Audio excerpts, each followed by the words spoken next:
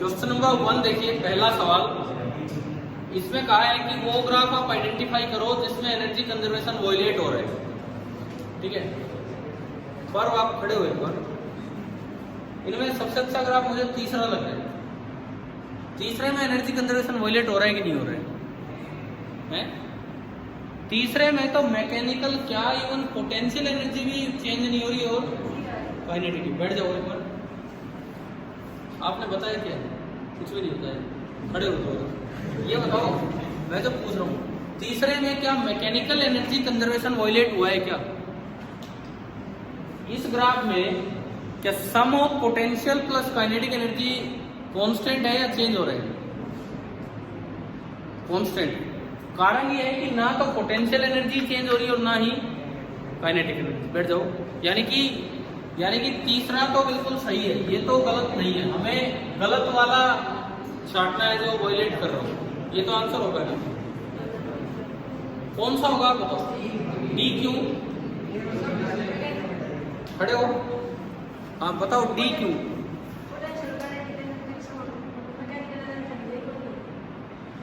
तो ये मुझे यहाँ कहाँ लिखा दिख रहा है? मैं यही तो पूछ रहा हूँ, डी क्यों बैठ गए यार? मैंने कहा ही थी बैठ गया, मुझे आपसे खड़े हो। अरे बताओ, सुनो, इस ग्राफ में भी और इस ग्राफ में भी पोटेंशियल एनर्जी कम हो रही है तो काइनेटिक बढ़ रही है, तो सम तो कांस्टेंट रह सकता है। यहाँ भी काइनेटिक कम होती है तो पोटेंशियल बढ़ती है, सम कांस्टेंट। तो वो काम कर रहे, इस ग्राफ में भी हो रहा है, पोटेंशियल बढ़ती है तो काइनेटिक कम हो रही है।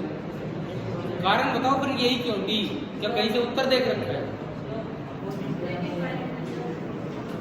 और कोई बच्चा?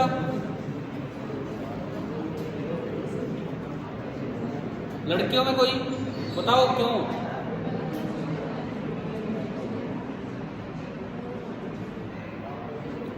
देखो इधर सुनो, डी ग्राफ क्यों है इधर सुनिए। बिल्कुल शुरू में जब ये 0 पॉइंट है, काइनेटिक एनर्जी मान लो ये 10 है। बिल्कुल शुरू में काइनेटिक एनर्जी 10 है, पोटेंशियल 0 है, तो सम कितना है? 10 है ना? सम 10 है। थोड़ी देर बाद ये पॉइंट, ये तो 10 से बहुत नीचे है, मान लो ये पॉइंट बहुत नीचे, मिड में तो है नहीं, मिडल में तो है नहीं, तो काफी नीचे, 5 से भी नीचे। कितना माना हमने? 2। इस जगह पोटेंशियल भी 2 है और काइनेटिक भी 2 है, तो सम कितना हो गया? 4। और पहले सम कितना था? क्या टोटल सम कांस्टेंट है? जबकि आप इसमें देखो, इसमें बीच में आते हैं, जब ये 10 है ये 0 है, जब दोनों बराबर है उस वक्त दोनों ही कितने हैं? 5 और 5। समझ गए हो ना? इसमें ऐसा हाल हो रहा है कि दोनों ही कम हो गए हैं, एक साथ दोनों कम नहीं हो सकते। कम से कम एक अगर इतना कम हो तो दूसरे को बहुत ज्यादा बढ़ना पड़ेगा। एक में इतनी कमी आई तो दूसरा ज्यादा बढ़े, तब जाके एनर्जी का सम क्या रहेगा। समझ आया? ठीक है। देखो आप सबको आंसर तो पता था, लेकिन लॉजिक नहीं दे रहे थे, क्या है क्यों है। क्या ये क्लियर हो गया है? इसमें कोई और डाउट है बताओ? समझ आ गया ना ढंग से? ठीक है। कारण ये नहीं है कि कभी सब, तो इसमें भी बिल्कुल बीच में आके वो हो रहा है 10 का आधा 5, लेकिन उसमें नहीं। चलिए अब हम चलते हैं क्वेश्चन नंबर 2 पे, जो कि हमारा कोलिजन के ऊपर है। आंसर का नहीं पता मुझे, बच्चे ने भेजा आंसर, थोड़ी भेजा, फोटो खींच के भेजा। हाँ भाई ये देखो 2, क्या कोलिजन पढ़े हमने प्लस 1 में? ना प्लस 1 में तो वही नहीं हुआ। 9th में कोलिजन पढ़ा है ना थोड़ा बहुत। ऑप्शन ऑफ रेस्टिट्यूशन भी वहां बताया था, ई। तो ये कैसा कोलिजन है? Elastic collision. कोलिजन में मोमेंटम कंजर्वेशन वैलिड होता है, एक इक्वेशन तो वो। एक इलास्टिक कोलिजन है तो इसका मतलब वेलोसिटी ऑफ अप्रोच जो टक्कर से पहले है और वेलोसिटी ऑफ सेपरेशन जो टक्कर के बाद है, वो दोनों भी क्या होंगी? Equal, same. ठीक है। देखते हैं इसमें क्वेश्चन दूसरा आप देखते हो। यार आपसे हुआ कि नहीं हुआ? ये सेकंड हो गया। उत्तर बता रहे हो क्या? मैं पूछ ही नहीं रहा, आंसर क्यों देख देख के बता रहे हो? हाँ मतलब खुद अपनी कॉपी में देख के कितना है कितना है। मैं ये पूछ रहा हूँ कैसे हुआ वो बताओ, कैसे हुआ बताओ, खड़े हो कैसे हुआ ये बताओ। नहीं हुआ फिर क्यों यार कमाल, फिर ये आंसर कहाँ से ले लेके आए।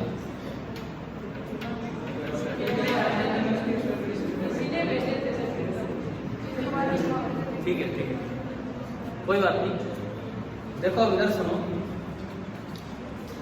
टक्कर के बाद, टक्कर से पहले ये स्मॉल m 12 से, कैपिटल M 10 से, ये तो बिफोर कोलिजन।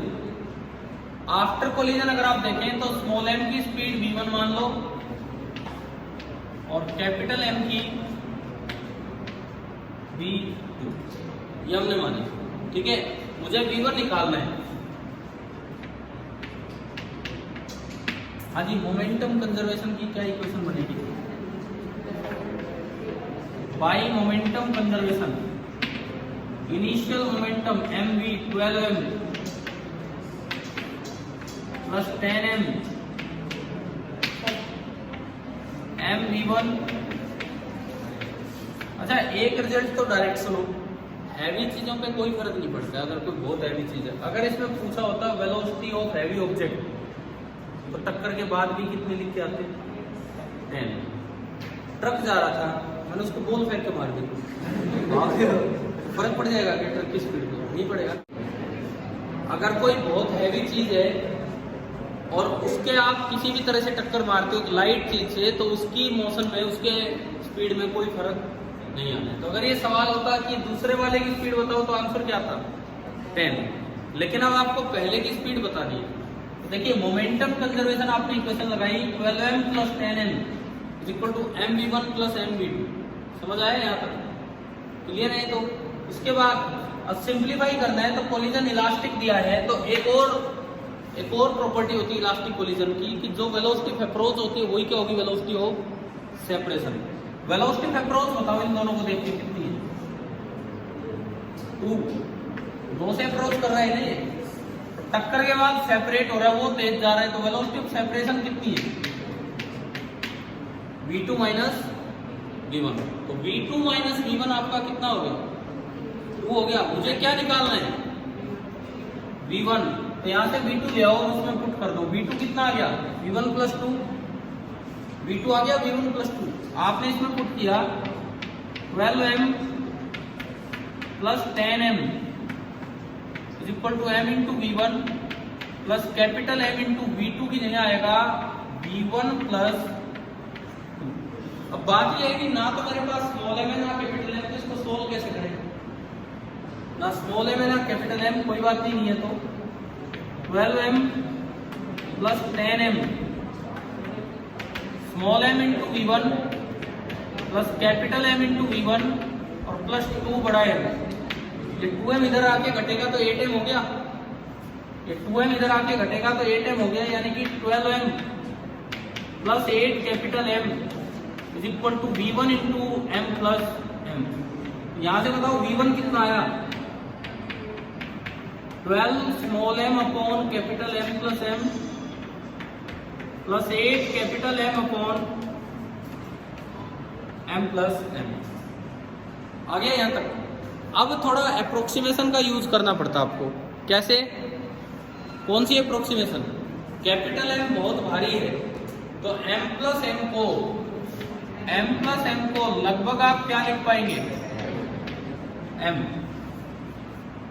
तो यहां भी m और यहां भी m लिखते ही ये तो कैंसिल, उधर तो ओनली क्या बचा? 8। और यहां देखो ये बहुत भारी है, ये बहुत हल्का है, तो इट टेंड्स टू 0।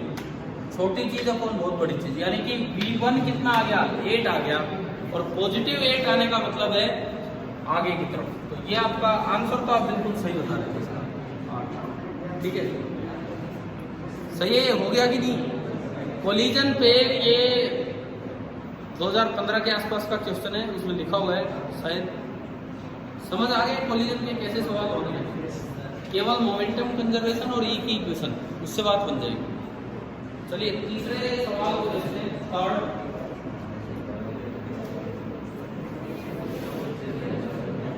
नोट कर रहा है क्या कोई?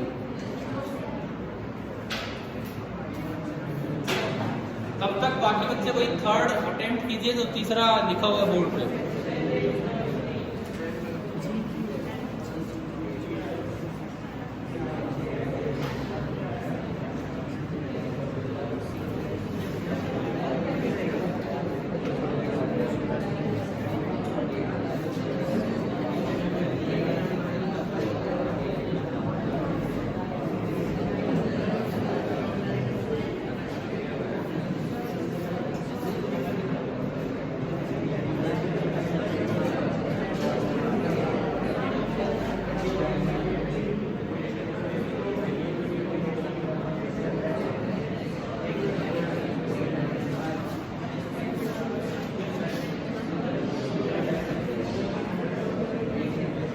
भाई तीसरा बताओ, ये भी एनटीएससी के ही होंगे शायद, जिस तरह से भेजा गया सवाल।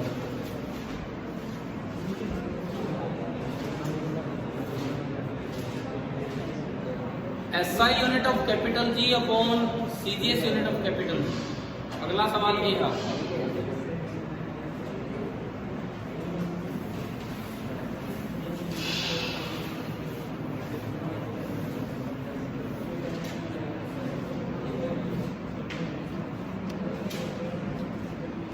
देखिए नेक्स्ट देखिए, SI unit of capital G upon CGS unit of capital G. तो केवल यूनिट लिखनी आनी चाहिए भाई। क्या यूनिट होती है जी की? मीटर पर सेकंड स्क्वायर है, वो तो छोटा जी है, ये तो बड़ा जी है। इसकी क्या होती है? एसआई यूनिट तो होगी 1 न्यूटन मीटर स्क्वायर पर किलोग्राम स्क्वायर, और सीजीएस यूनिट क्या होगी? टाइम सेंटीमीटर स्क्वायर ग्राम स्क्वायर। ये बताओ, ये स्क्वायर लगाऊं तो सेंटीमीटर के ब्रैकेट लगाना चाहिए कि नहीं? क्या ये स्क्वायर खाली मीटर पे है कि सेंटी पे भी है?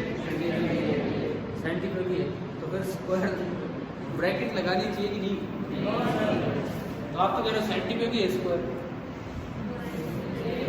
हाँ, कोई ब्रैकेट लगाता है तो इसका लोग घबरा रहे हैं, है ना?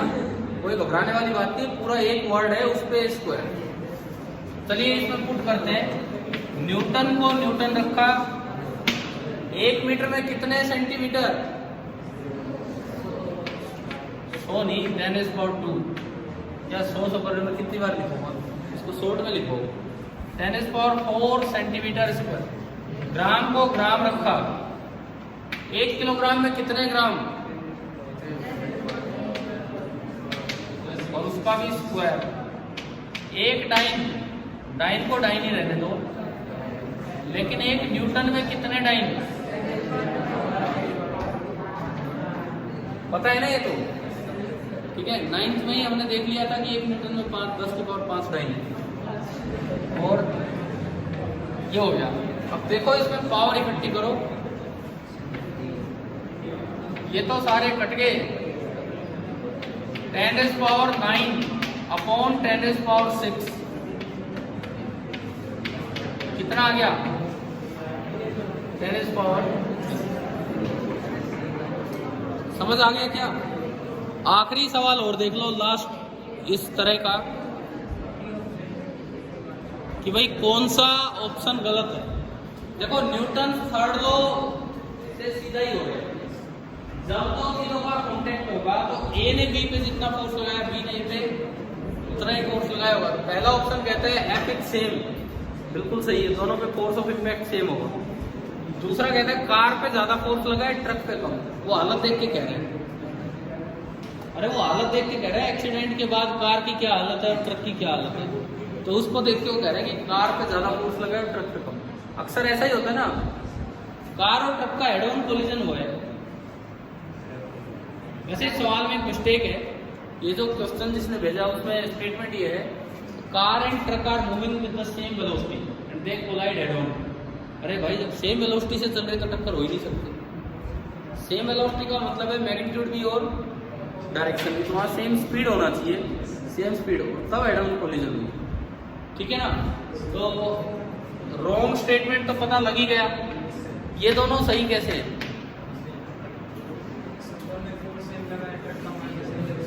और दोनों पे फोर्स तो सेम लगा है और मास किसका ज्यादा होता है? ट्रक का, जिसका मतलब एक्सेलरेशन ट्रक की कम होगी। दोनों ऑप्शन ही सेम यार, दोनों ऑप्शन ही सेम बना के दे दिए एनटीएससी ने, इस तरह का काम है। चलिए कोई बात नहीं, ये तो मैंने 4 सवाल डिस्कस किए हैं, थोड़ा हम आगे बढ़ते हैं।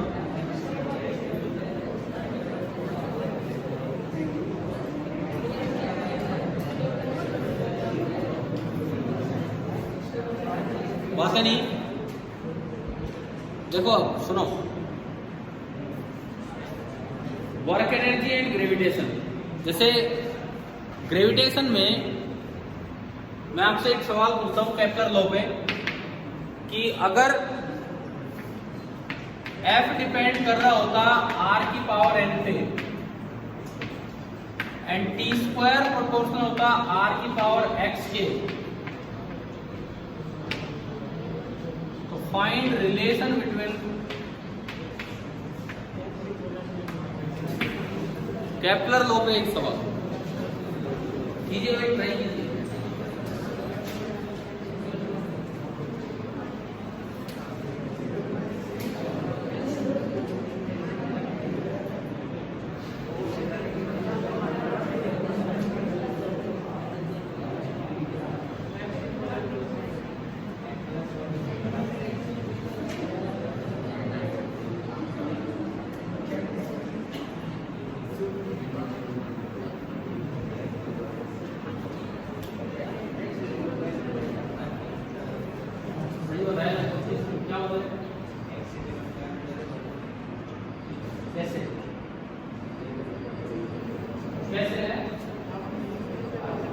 नहीं, मैंने बताया था आपको, उसमें तो रॉन्ग है। कैसे है?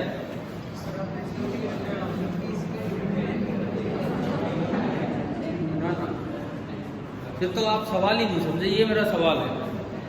ऑप्शन दे देता हूँ बना के।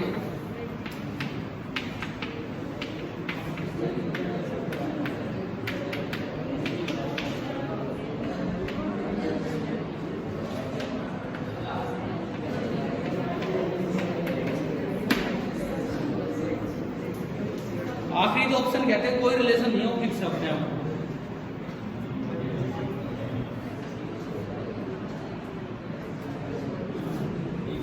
केपलर्स थर्ड लॉ कैसे प्रूव होता है, एक तरह से उस पे सवाल है। केपलर्स थर्ड लॉ कहते हैं कि T square is proportional to R2, लेकिन वो तब होता है जब F में नीचे R स्क्वायर आए। तो केपलर थर्ड लॉ हमें एक आइडिया देता है कि अगर n की वैल्यू 2 हो, अगर n का मान 2 हो तो x की वैल्यू कितनी आएगी? 3। तो आप चेक कर लो कौन सा ऑप्शन ऐसा जिसमें n 2 रखने पे x 3 आ रहा है। नहीं, ये प्रूफ थोड़ी है, मैं तो वैसे बता रहा हूँ। ऑप्शन थर्ड में कौन सी वैल्यू ऐसी है जिसमें n 2 रखने पे x 3 आएगी? मतलब ये आपका आंसर हो गया। लेकिन आएगा कैसे? आएगा कैसे? सुनो, सबसे पहली बात, जो f है f वो r की पावर n पे डिपेंड कर रहा है, तो आप f को ऐसे लिख लो, sum constant upon r raise to power n। और ये फोर्स सेंट्रीपिटल फोर्स का काम करता है। तो सेंट्रीपिटल फोर्स का फॉर्मूला होता है मास इनटू सेंट्रीपिटल एक्सेलरेशन। आई बात समझ में? यहाँ तक क्लियर है? ठीक है। यहाँ से अगर आप देखें तो v बराबर आ रहा है k/m का under root 1/r raise to power n-1 का अंडर रूट। बताओ ये समझ आया क्या? देखो बताओ, एक r से एक r कटेगा, n-1 होगा और फिर पूरे का अंडर रूट होगा। ठीक है। अब टाइम पीरियड कैसे निकाला जाता है? टाइम पीरियड होता है पूरा चक्कर, यानी कि 2πr अपॉन स्पीड मतलब v। ये होता है, मैंने वैल्यूज पुट की, t = 2 पाई r तो r ही है, v under root k by m और under root r raise to power n minus 1। ठीक है, मैंने जस्ट इसमें वैल्यूज पुट की है। अब आप क्या करो, टी स्क्वायर लाना आपको, टी स्क्वायर, तो दोनों साइड स्क्वायर कर दो। टी स्क्वायर चाहिए मुझे, तो दोनों साइड आपने स्क्वायर किया, 4 पाई स्क्वायर, नीचे के ऊपर m, ये सब तो कांस्टेंट है, पड़ा रहेगा ये तो। समझ आ रहा है क्या कर रहे हैं? ये सारा तो कांस्टेंट है, आ गया। इसके अलावा r की पावर बताओ स्क्वायर करने पे, r2/r n माइनस 1। क्या ये स्टेप आया समझ में? क्या किया मैंने, स्क्वायर किया तो ऊपर तो r स्क्वायर हो गया और नीचे अंडर रूट हट गया। कितनी होगी r की पावर अगर ये ऊपर जाए तो? कहाँ पे 2 पाई r अपॉन v, मतलब ये ऊपर जाएगा, यही था ना। तो आपने स्क्वायर किया तो ऊपर गया, तो बताओ r की पावर कितनी होगी टोटल? एक तो n स्क्वायर था ही r में, और एक n माइनस 1 और आ गया, नहीं एक तो r स्क्वायर था पावर 2 और एक n माइनस 1, टोटल पावर कितनी हुई? n plus 1। यह आया t स्क्वायर प्रोपोर्शनल टू, ये सब तो कांस्टेंट है, r raise to power n plus 1। तो अगर मैं कंपेयर करूं तो x कितना आ रहा है? n plus 1। अब आप कह रहे हो कि 9th में लिखवाया था, तो ठीक है वो लिखवाया होगा, लेकिन इस तरह से कैसे भी सवाल बन के आ सकते, तो आपको एक पहचानना आना चाहिए। ठीक है, कभी करी आओ यही देखा, उसमें तो क्यूब होता था, यही लगा दिया, ये ऐसे नहीं। ये था केपलर का तीसरा लॉ। एक चीज जो मैंने आपको 9th के एंड वाले रिवीजन में बताई थी, या केपलर लॉ के समय बताई होगी। केपलर लॉ पहले आए थे कि न्यूटन का लॉ? केपलर ने वो लॉ डाटा इकट्ठे करके दे दिए थे, लेकिन न्यूटन का लॉ बाद में आया। परंतु केपलर लॉ एक्सप्लेन किससे हुए थे? मतलब पहले तो पता ही नहीं था कि कैसे क्या होगा, केपलर ने बिना कोई एक्सप्लेनेशन के लॉज बना के दे दिए, न्यूटन ने फिर अपना रूल देके वो लॉज को एक्सप्लेन किया। तो आप बताओ, मैं एक चीज ही रिवाइज करवा रहा हूँ।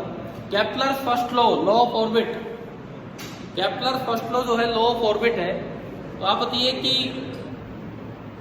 वो किस बात पे डिपेंड करता है कि ऑर्बिट एलिप्टिकल होगा? फोर्स के मैग्नीट्यूड पे डिपेंड करता है कि नहीं, कि उसमें r स्क्वायर आ रहा है कि r क्यूब आ रहा है कि r4 आ रहा है, क्या आ रहा है।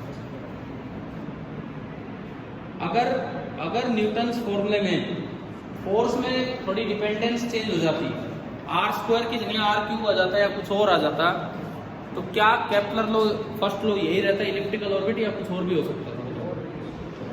और भी कुछ हो सकता था, बिकॉज ऑर्बिट कैसा होगा, ये एक टर्म होती है एक्सेंट्रिसिटी, उस पर डिपेंड करता है, और वो एक्सेंट्रिसिटी कैलकुलेट होती है फोर्स की वैल्यू से, फोर्स के मैग्नीट्यूड से। तो r स्क्वायर है कि r क्यूब है। मतलब अगर सवाल आए कि अगर न्यूटन्स लॉ के फॉर्मूले में f की वैल्यू r पे किसी और तरह डिपेंड कर रही हो, तो क्या केपलर फर्स्ट लॉ चेंज होगा या सेम रहेगा? चेंज होगा। समझ आ गया? दूसरा, Kepler law of areal velocity, कि जो areal velocity of the planet revolving around the sun constant रहता है। यूँ बताओ, अगर न्यूटन्स लॉ में r स्क्वायर की जगह कुछ और आता तो सेकंड लॉ चेंज होता है, सेम रहता है? बोलो, सेम। कैसे? आपने बताया ये, इससे आगे कुछ सही नहीं हो सकता। अरे तो यूँ थोड़ी बताया होगा कि इतनी बातें याद करवा दी। सेकेंड लॉ जो है ना, सेकेंड लॉ, वो इस बात पे डिपेंड करता है कि अर्थ पे जो सन का फोर्स लगेगा वो हमेशा सन से पास होगा।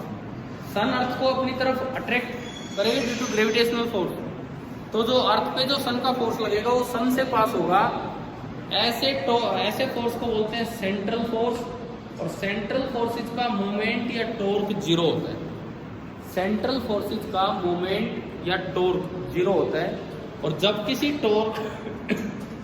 फोर्स का टॉर्क जीरो होता है तो उसकी एरियल वेलोसिटी रिवॉल्विंग पार्टिकल की क्या रहेगी? कांस्टेंट रहेगी। ये हम वैसे +1 में भी सीखेंगे ये पार्ट, तो ये बात याद रखो। केपलर का सेकंड लॉ केवल एक बात पे डिपेंड कर रहा है, ग्रेविटेशनल फोर्स की डायरेक्शन पे, उसके मैग्नीट्यूड पे डिपेंड नहीं करता है। समझ आ गए? और थर्ड लॉ अभी अभी देखा ये, क्या ये चेंज हो जाएगा अगर r की पावर 2 की बजाय कुछ और आ गया तो? हो रहा है ना ये तो हमें समझ आ ही रहा है।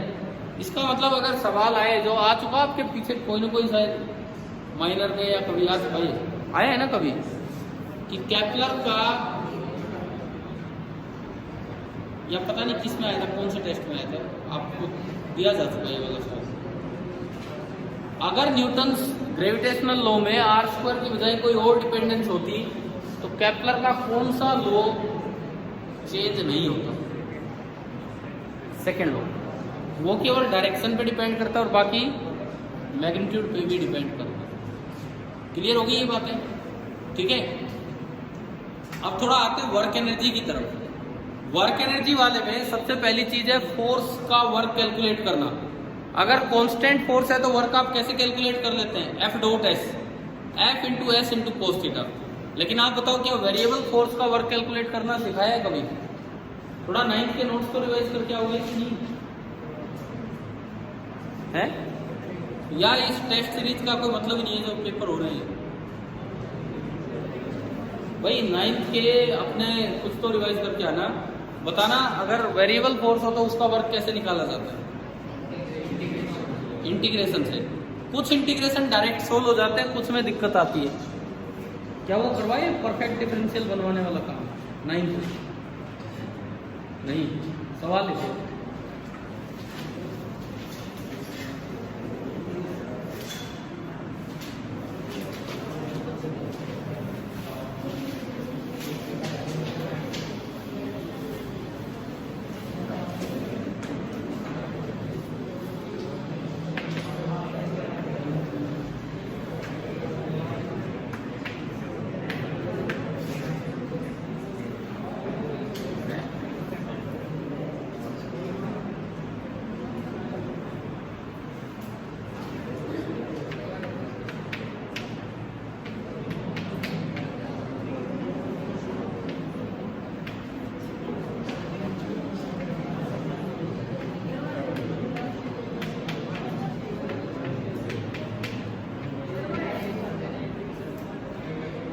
करवाए तो कर दो।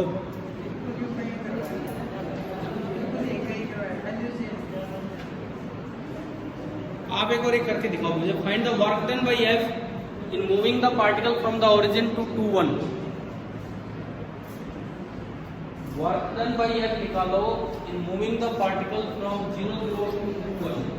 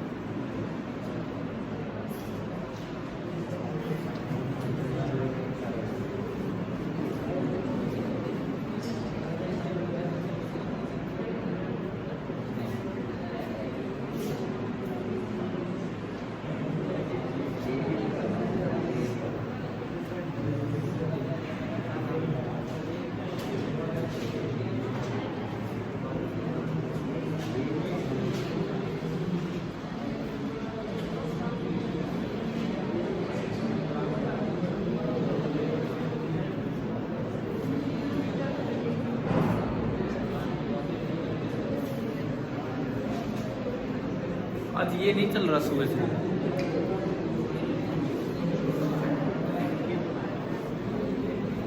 भाई यार देखो, अब देखो, सुनो तरीका, सुनो कैसे किया करते थे। अब इधर देखिए। हाँ और बोलो क्या बोलना है, कैसे किया करते थे इधर सुनो। सबसे पहले फोर्स लिखा, उसके बाद एक स्मॉल डिस्प्लेसमेंट लिखा ds।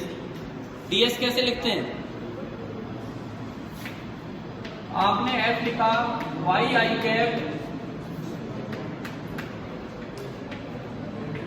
उसके बाद ds लिखा dx i कैप प्लस उसके बाद आप वर्क निकालते हैं, वो होता है इंटीग्रल एफ डॉट ds। ये तो पता है कि नहीं? और डॉट प्रोडक्ट करने का तरीका होता है i को i से मल्टीप्लाई करो और j को j से, तो ये डॉट प्रोडक्ट होता है। तो आप i को i से मल्टीप्लाई कीजिए और j को j से। देखिए अगर आप इसमें i को i से मल्टीप्लाई करेंगे तो ये बना y इंटू dx, ठीक है, i कैप गायब, समझ आ रहा है। और j को j से मल्टीप्लाई किया तो ये बना x इंटू dy और इसका इंटीग्रेशन। अब समस्या यही है कि इंटीग्रेशन कैसे करें। अगर होता ना x dx plus y dy, अगर होता x dx plus y dy तो बड़ा आसान इंटीग्रेशन था। कैसे? x dx का इंटीग्रेशन क्या होता बताओ? x square by 2। y dy का इंटीग्रेशन क्या होता? y square by 2। लिमिट भी है हमारे पास, x की लिमिट 0 से 2, y की लिमिट 0 से 1, कोई समस्या ही नहीं थी, हो जाता। अब दिक्कत क्या आ रही है? अगर आप ये इंटीग्रेशन करोगे तो इंटीग्रेशन x के रेस्पेक्ट में, पर अंदर कौन बैठा हुआ है? y, और वो बाहर भी नहीं आ रहा। कांस्टेंट होता तो बाहर आ जाता, y तो पूरे रास्ते बदलता ही चलेगा। और y का इंटीग्रेशन नहीं कर सकते क्योंकि किसके रेस्पेक्ट में है? x के रेस्पेक्ट में। तो अब कैसे करें इसको सोल्व? मैं यही पूछ रहा हूँ, क्या ये पीछे सीखा है? क्या हमने सीखा है ना, परफेक्ट डिफरेंशियल बोलते थे इसे। तो इसको तो मैं डायरेक्ट ही कर देता हूँ। ये आप लिख सकते हैं integral of D of X Y. समझ आया? फिर क्या सीखा अगर समझ नहीं आया है? याद कुछ भी नहीं है आजकल, मतलब पेपर यही चल रहे हैं, एक एक सप्ताह निकलता जा रहा है। उस बीच में भी फिजिक्स की इंप्रूवमेंट टेस्ट सीरीज चल पड़ी, परंतु याद नहीं। कोई भी मैं सवाल पूछूं जवाब यही आ रहा है, सर आपने करवाया था। एक्सप्लेनेशन नहीं दे रहे हो, बस ये आपने करवाया था। अरे मतलब कब का इंतजार कर रहे हो? 13 तारीख को एटीएससी पेपर है, कब तक का? वो तो बहुत दूर, अभी तो दिसंबर में जाके ना, सर्दियों में हो तो यार, अभी कहाँ से हो गया? सुबह सुबह जाएंगे अपने, करिएंगे पेपर। तो अब रिवीजन नहीं करोगे कब करोगे फिर? कितने टेस्ट कोई मतलब ही नहीं हो रहा।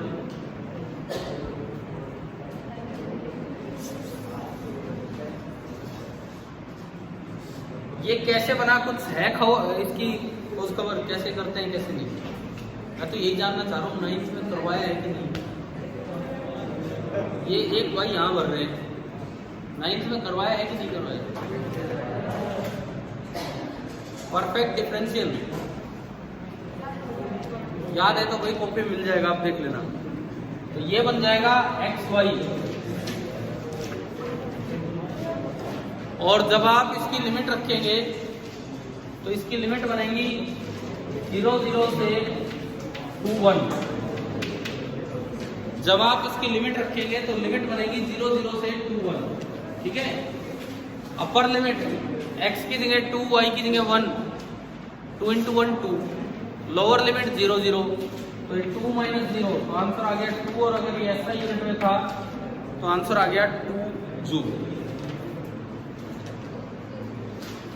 ठीक है भैया। ऐसा है कि कल जो टेस्ट है ग्रेविटेशन एंड वर्क एनर्जी का है, 13 सवाल होंगे। कल मैं आपके वो रिजल्ट भी यहाँ से पूछ लूंगा, क्या आए हैं पिछले, क्या है क्या नहीं। आज तो विजेंद्र सर भी नहीं है, तो फिर हम देखते हैं उसमें, ठीक है।